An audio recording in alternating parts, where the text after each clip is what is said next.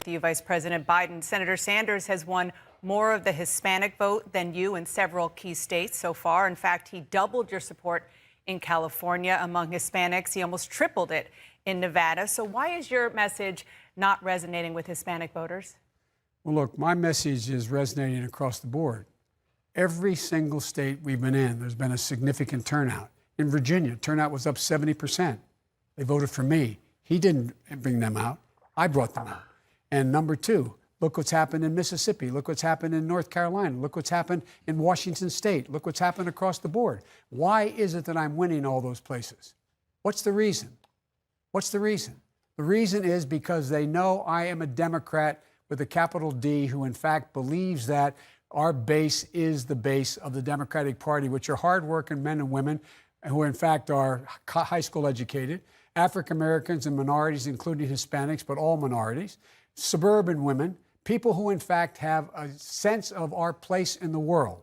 That's why I am winning, not just winning, but overwhelmingly winning, not even close in these places. Senator, well, you didn't Senator Sanders, Senator Sanders, let me just follow up with you about an issue that you're having. For the second consecutive presidential election, you're struggling to gain wide support from African Americans. Why is your message not resonating with African American voters?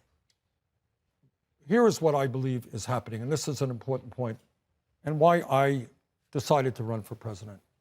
I think it's imperative that we defeat Trump. I think our campaign of a biracial, bigenerational, multi-generational grassroots movement is the way to do it. Now, we have won some states. Joe has won more states than I have. But here's what we are winning. We are winning the ideological struggle, even in states like Mississippi, where Joe won a major victory.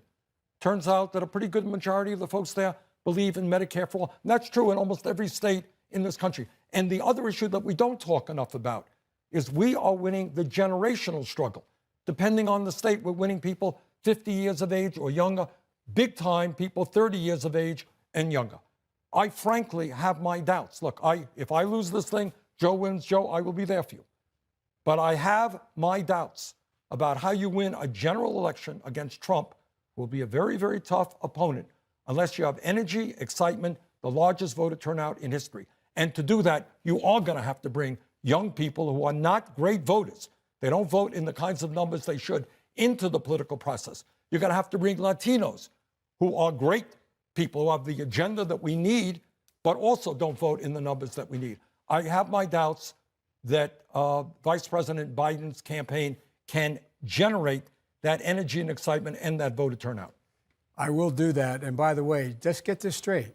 The energy and excitement that's taken place so far has been, for me, 70% turnout increase in Virginia. I can go down the list. They're coming out for me, and I didn't even have the money to compete with this man in those states. I virtually had no money. The press kept saying Biden has no money, and they were right. Biden had no money. And the idea, why are they doing that? The reason they're doing that is because they understand I know what has to happen, that I know what needs to be done. And by the way, the idea that everybody supports Medicare for all, he still hasn't indicated how much it's going to cost people. He's yet to know exactly what's going to. So here's my point. People don't know the detail at all.